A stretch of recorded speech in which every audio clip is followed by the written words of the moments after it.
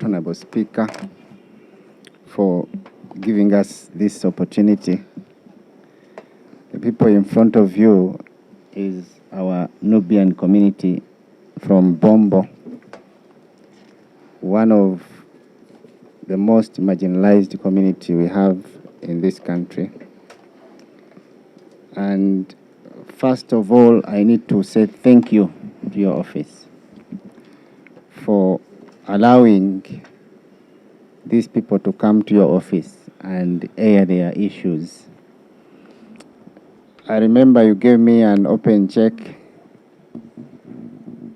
and to pick up a community that is so disadvantaged in Luero.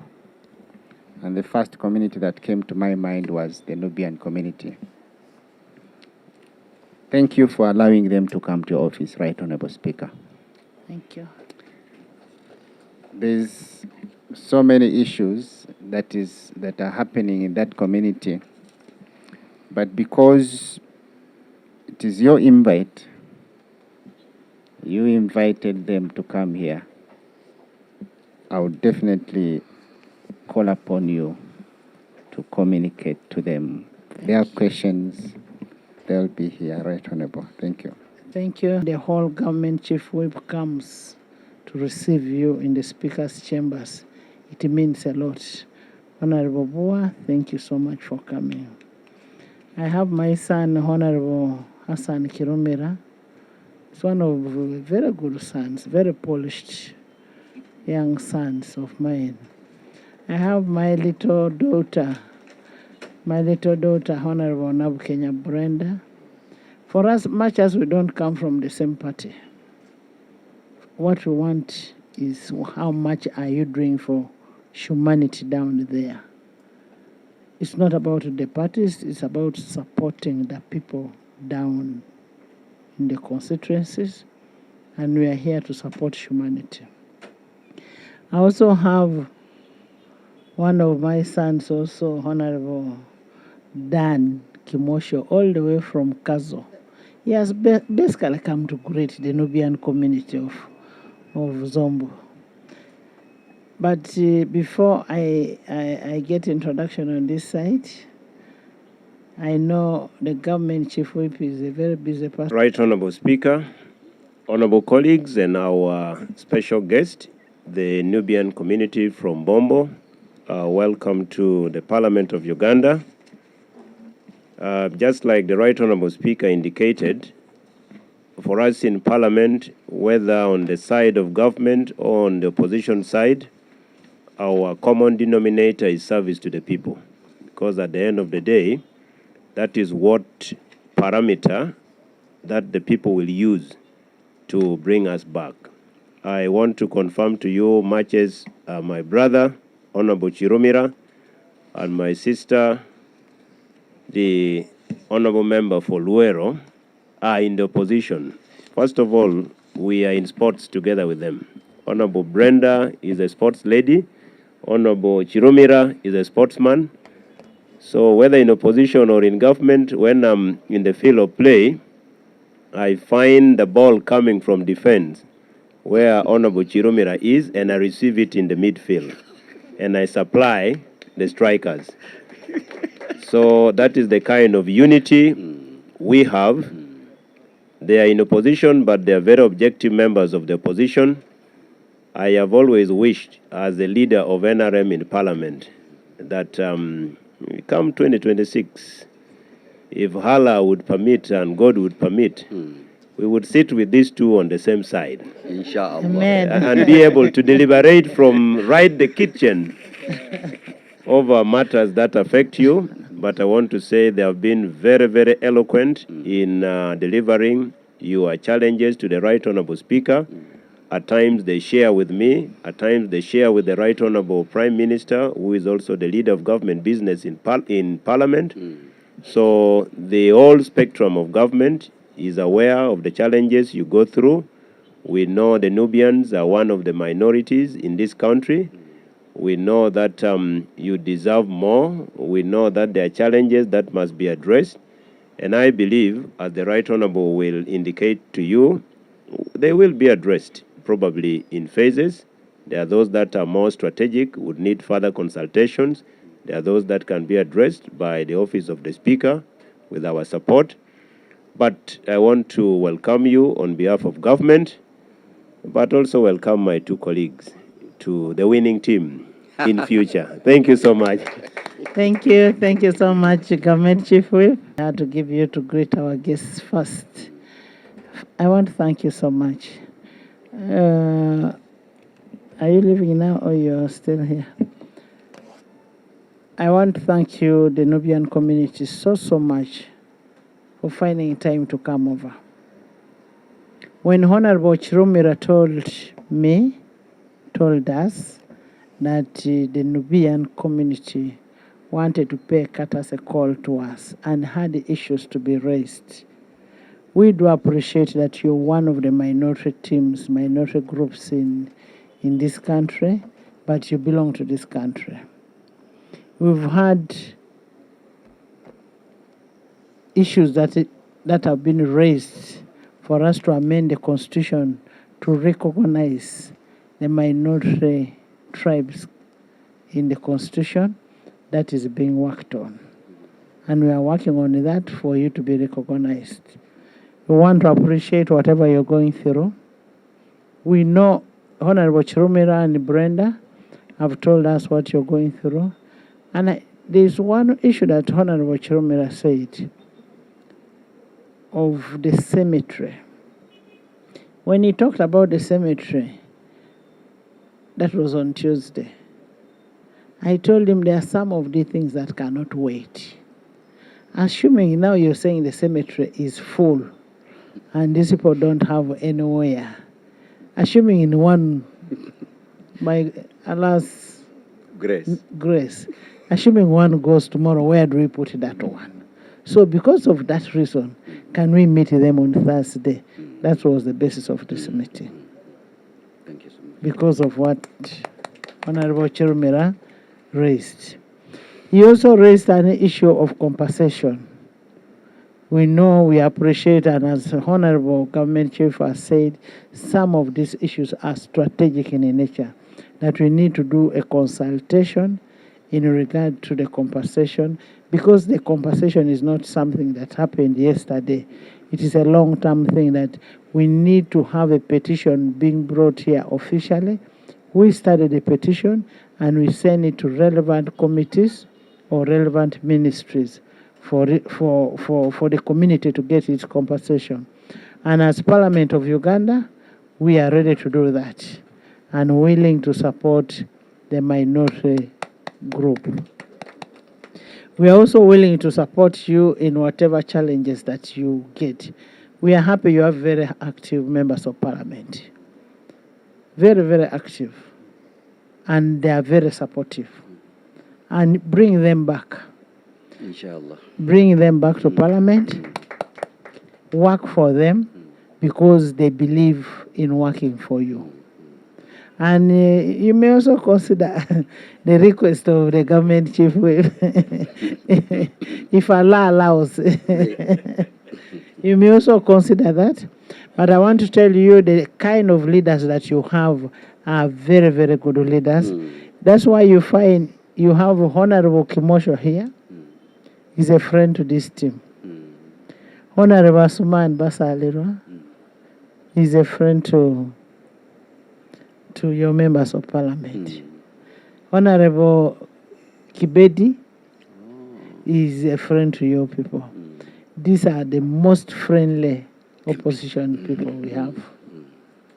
And to show you that we do not discriminate as Parliament of Uganda. In my office, I have a Nubian working in this office. Where is my Nubian? My Nubian is there. We have three, but this one directly works in my office. And he's a Nubian. And we thank God that we've agreed and accepted to coexist, to work with each other. And you should not feel marginalized that the second one is here. Where is the other one? There are three. We've accepted to coexist with each other, and let's work together to see how we can be able to solve the problems that are at hand.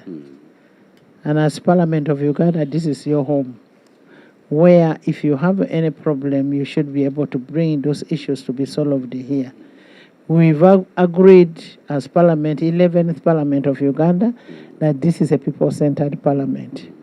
Our work is to hear from you, the locals, the people who sent us here, and ours is to see how best we can be able to speak for the voiceless. We are here to work for you. Once more, I want to thank you for coming. I want to thank you for trusting us with your issues, but I want to reiterate that on the issues that you've raised with your members of Parliament, we are going to handle those issues. But before we handle the other strategic issues on issues of the schools, the hospitals, and the issues of compensation, we will first handle the most immediate issue. The most immediate issue. Hassan, can you come and hand over?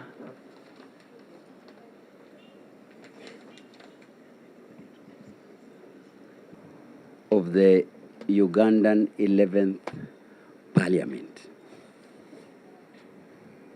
for giving us this surprise. I would call it surprise. I would call it surprise, Madam Speaker, because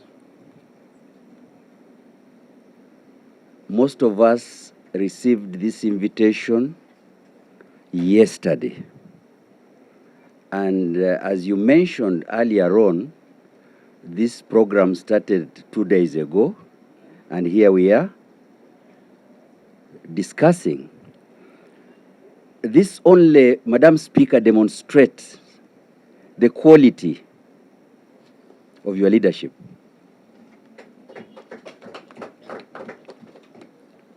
We, most of us, as the marginalized community, have been watching from the time you took over this mantle, the way you've been your sense of impartiality in dispensing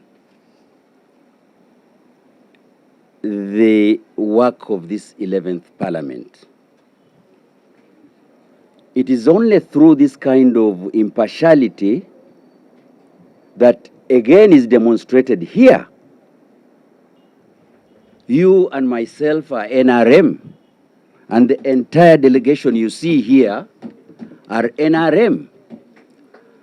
But our conduit, so to speak, that has enabled us to meet you for sure is not an NRM.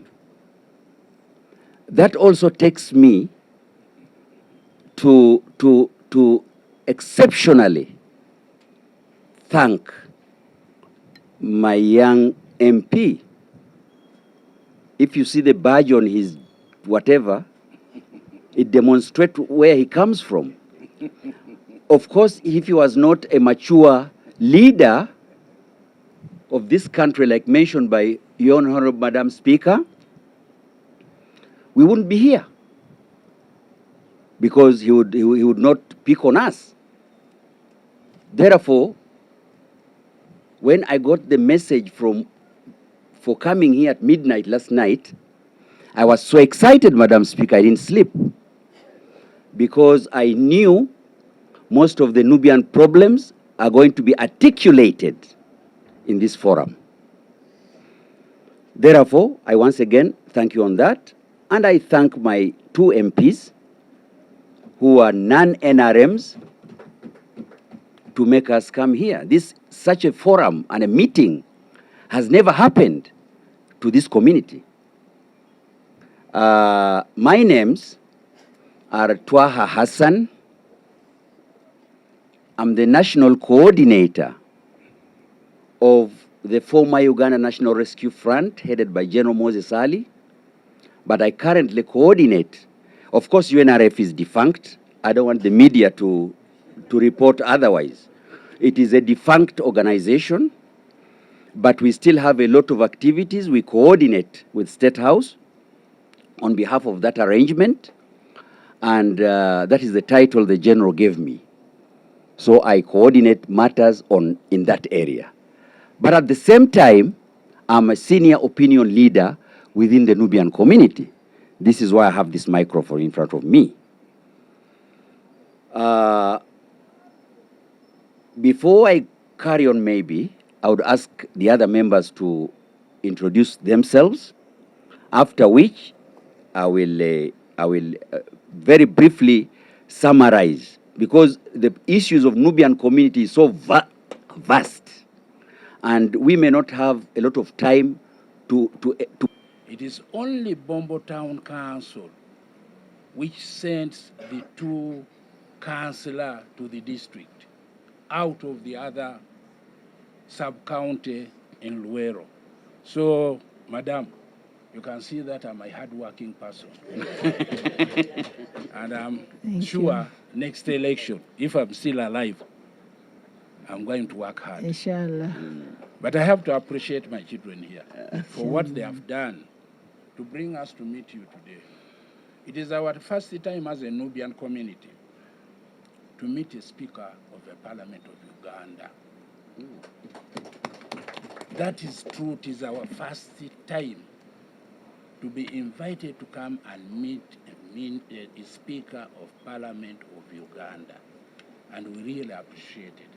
We have a lot of things to say, but I don't want to consume the time. I want to give time to other people also to introduce themselves.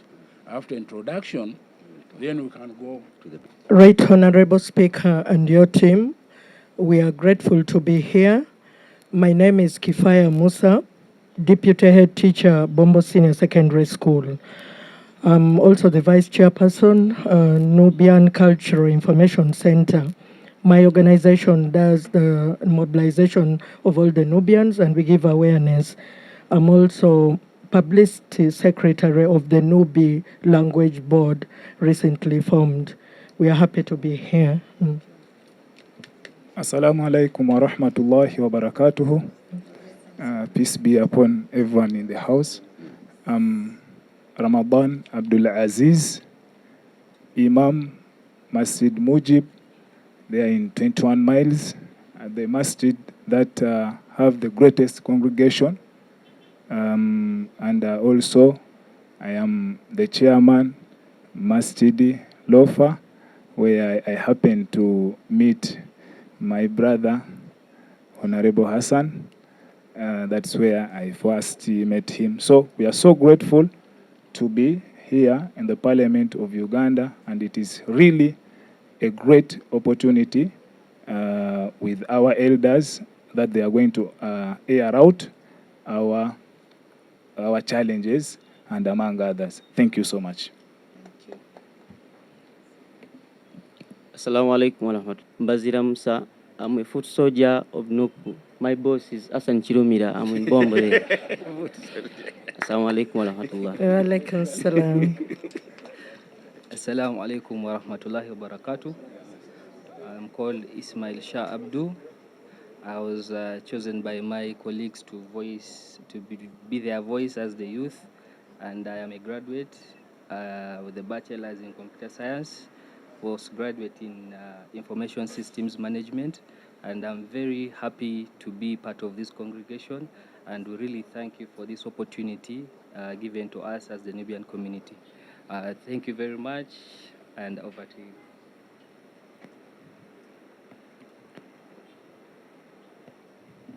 I think I'm loud enough. The system has failed me. It's okay now. It's on. Okay. Right Honorable Speaker, I'm called Adnan Ali Adikata. I'm an educationist with a PhD in communication. When I was going to pursue my PhD, Honorable Asman Basadirwa made me to sign a letter of commitment that once I finish, I have to go back and teach at IUIU. I have a master's in journalism and a master's in library information science. I have been teaching for more than 20 years. And two of my students are actually staffs in your, under you. I have Rani Ismail and I have the young man, Ibrahim Manzil. And I have seen also some few journalists here who went through my hands. Thank you very much. We're happy for this opportunity. These introductions, now let's get to some few points. I want to condense them because, like I mentioned earlier, we may not be in position to articulate most of the challenges that are affecting the Nubian community. Allow me, Madam Speaker, to just discuss one subject, which is very broad, and against that most of the items will fall. Instead of bringing items by items,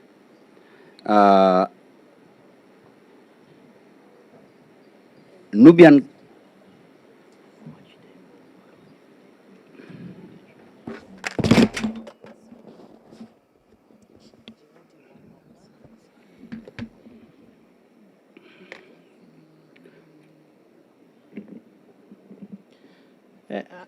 I don't want you to condense whatever you want us to discuss about. And as I said before, the best way for us to handle some of these issues is for you to come with a petition that we can rely on. Just talking from here may not be a solution to it.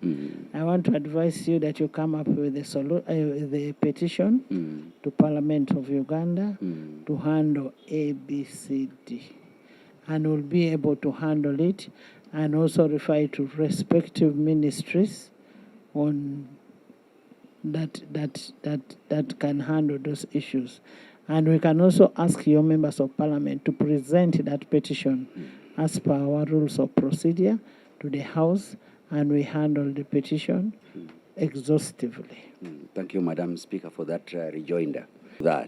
Of course, given the time, the short time for this appointment, we were not able to consult enough and come up with that document. But, however, with your direction now, it will give us sufficient time to articulate what you have requested us to do. However, I'll just hint on something very important that I will not be happy if I live here and I have not mentioned it to you. No problem. And this is something to do with this gross marginalization of this community. Nubian community, Madam Speaker, are freedom fighters that contributed in the struggle of the peace that is being enjoyed now by everybody. We were part of it. And we played a very major role in that. We lost a lot of our people in that struggle. But we are the only community in Uganda also who have not been mentioned. From 1986, nobody mentions about the Nubian community being part of the struggle of this country. However, we still remain cadres, loyal cadres, as indicated by my NRM chairman here. Our voting pattern has remained the NRM, arrangement. And we know also, Madam Speaker, that His Excellency the President has a very soft stand on us, and he sympathizes with our cause. But we don't know somehow between there and somewhere, we are never considered. Some of us pioneered these peace talks in 1986. Up to today, many people died. Many of these people you hear have PhDs and doctors and masters. We have We have so many of them. We have over 10 professors in the Nubian community. We also have several PhDs. One of them is this Dr. Nana Dikata. They have been compelled, these graduates of ours, to look for to work in the informal sector. Now, if the criteria of this good government of ours was based on the struggle and education, then we qualify, Madam Speaker, on both. But I don't know to date why we have been left out on this. Therefore, I don't see, Madam Speaker, any other shortcut. Government Chief Whip, I hope you're taking note of issues concerning government, because there are three arms of we have legislature, we have executive, and we have judiciary. Yes, please. And as I've already said, judiciary, we are walking the talk by already having the Nubian community in this institution. Exactly. Yes. I mean, legislature. Yeah. We are already walking the talk by employing to a level of a director. That's a very high level. So, and I'm also aware that one of the prime ministers of this country is also a Nubian. Yeah, he came by gun. So we cannot really say it completely that you've been forgotten. It's just that we have 48 million people in this country, and where we can be able to accommodate, we shall. Yes. Thank you, Madam Speaker. So, I, of course, sincerely thank you. And I want to thank you again. And I will thank you again for keeping my three sons here. They didn't come in here politically. They came in here using their brains. They used their brains to make them come here. But with your accommodation, the social accommodation, and giving them comfort, environment conducive to work with others, is really a matter that has really been appreciated by the Nubian community. So take it on official note that we sincerely appreciate, and we have no doubt in our mind that you will continue keeping them here and maybe give more slots. At least if you could inflate them to about 10, I would start fasting with comfort. The only way, because we are almost 1 million in Uganda now. You mentioned a 48 million population in Uganda. Madam Speaker, be rest assured that out of the 48 million, 1 million are Nubians. But in diversity. In diversity. We are diverse.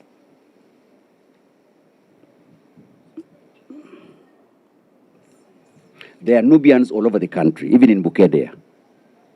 There are Nubians there, and Kumi, and all over Uganda. Actually, Nubians of Bukedea have become Bateso.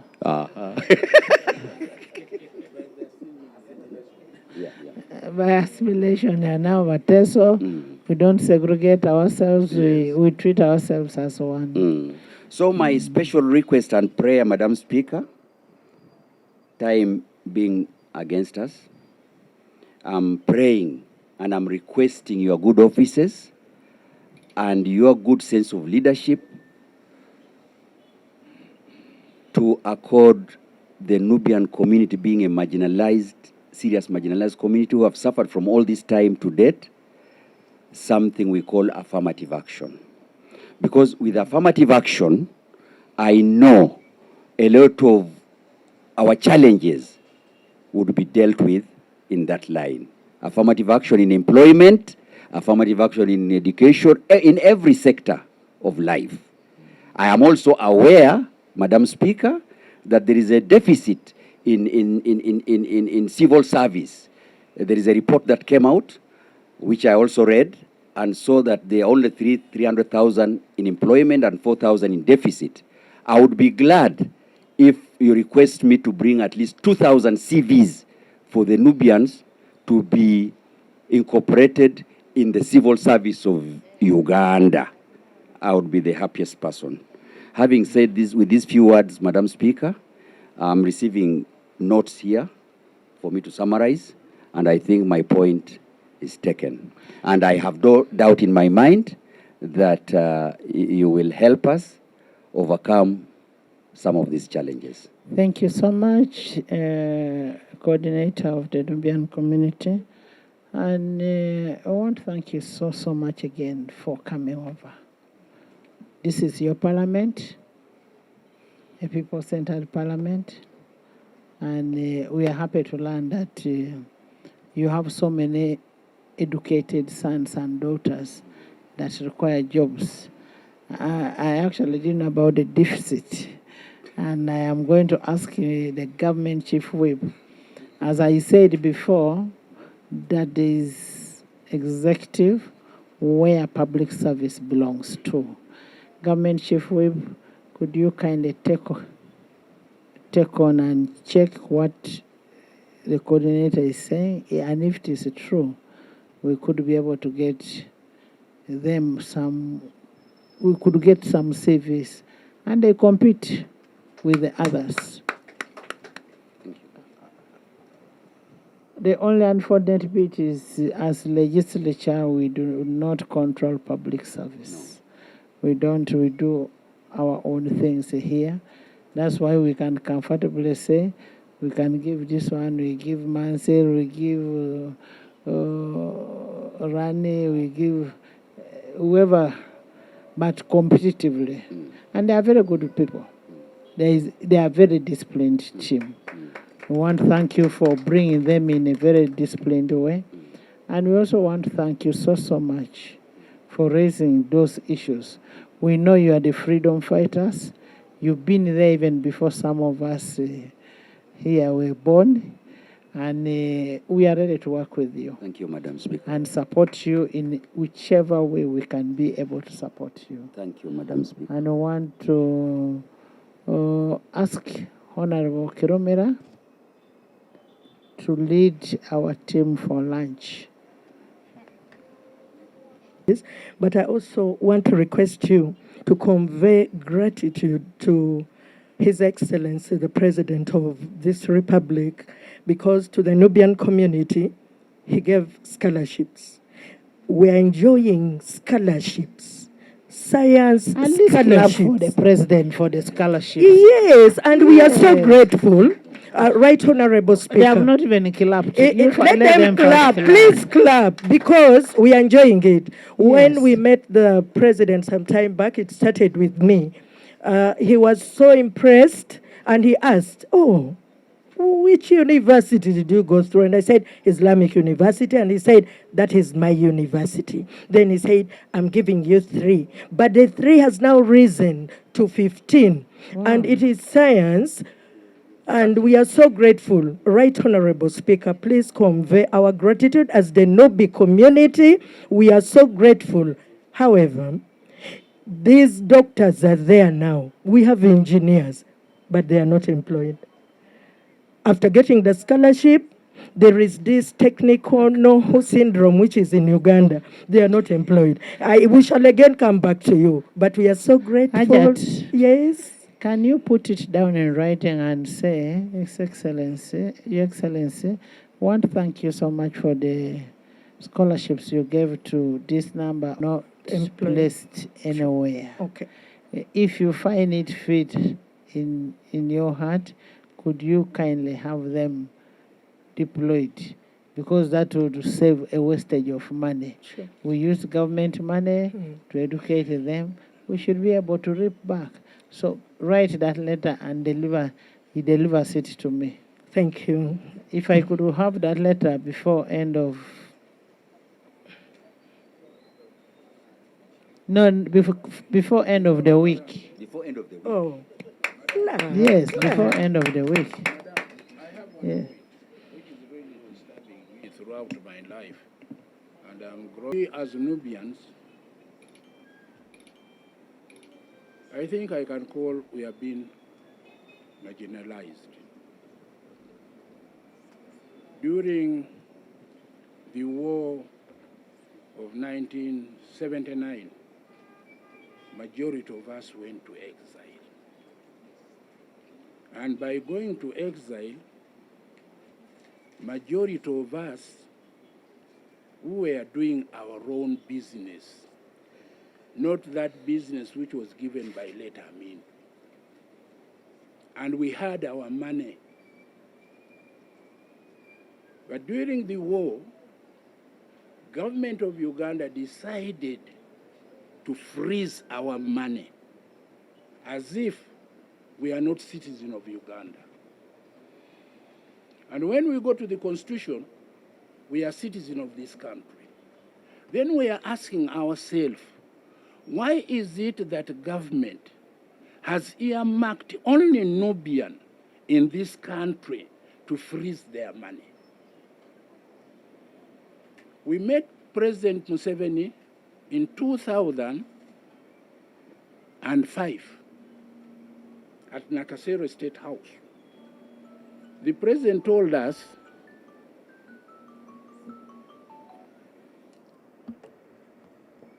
we raised the matter, and he told us, he asked his private secretary that handled this matter, meet the governor of Uganda. I want to see to it that, Bank of Uganda, I want to see to it that these fellows are paid. That was in October 2005, October 5th. Up to today, nothing has taken over. We went back to State House in Entebbe. We raised the same problem of our money.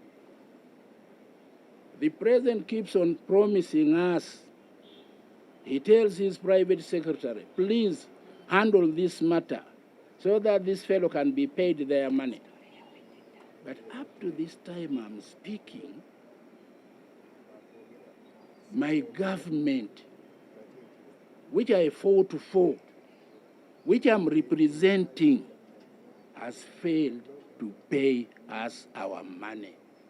The question which I'm raising, are we not Ugandan? If you are calling us Ugandans, why do you segregate us? Freezing our money, and you don't want to release it? You keep on promising us.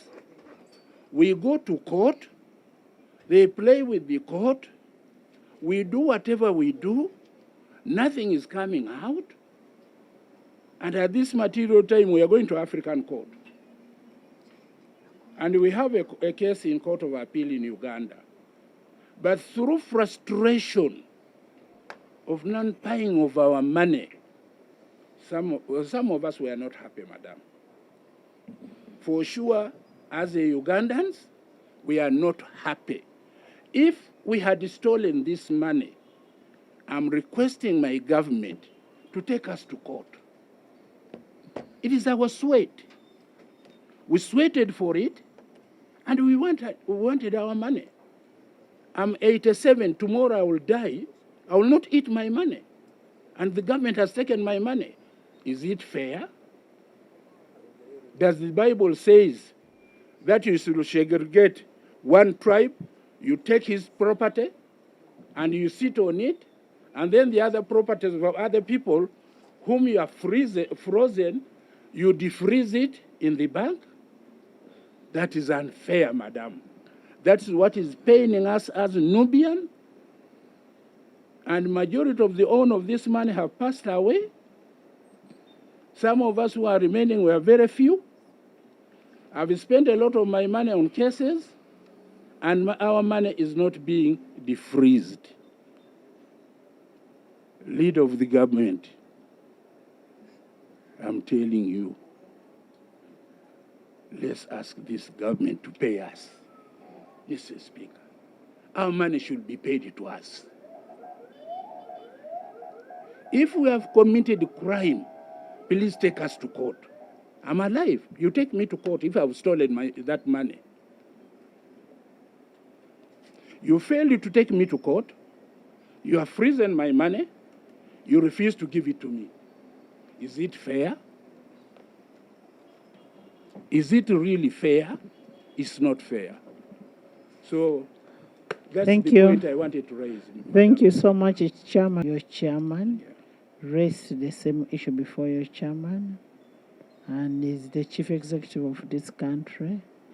The 1979, this one, some people, almost all people in this room were babies.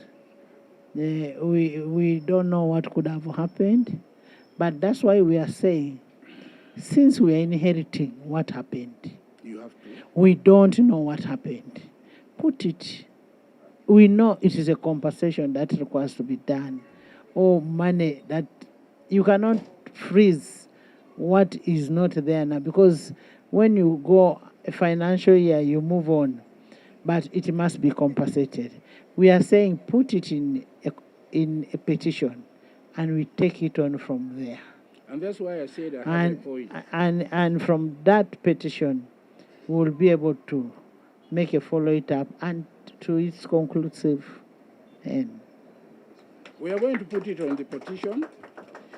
We'll have that petition and Yes, handle it. But it is good that I have to mention. And I want to tell you people, it is not only the Nubian community that has issues on compensation. You'll find people in Lango, Acholi, where have issues of compensation. People in Mukura who were burnt in the wagon are still waiting for compensation. So I don't want you to lose hope that it is only you, the Nubians. No, don't lose hope. Just put it in a petition, and we'll handle your issue. The fact that you've reached here is one more reason that we should handle that issue. But ours is a bit different from the Mukura, from what? Ours is personal money with my bank. I trusted my bank, and someone come and freeze it and refuse to give it to me. An issue for their compensation. Mine is my personal money, which was frozen. I want it. Madam Speaker. Anyway, since you want it and we are happy that you have reached the president, you go and tell the president you want it. Because if you do not trust what we are telling you as an institution, if you don't trust Parliament... Madam Speaker, I want to thank you for your indulgence. You know, the worded claimants as talking, I mean the money that was frozen, it is something that that must be handled. Just like I have an issue in TESO, the worded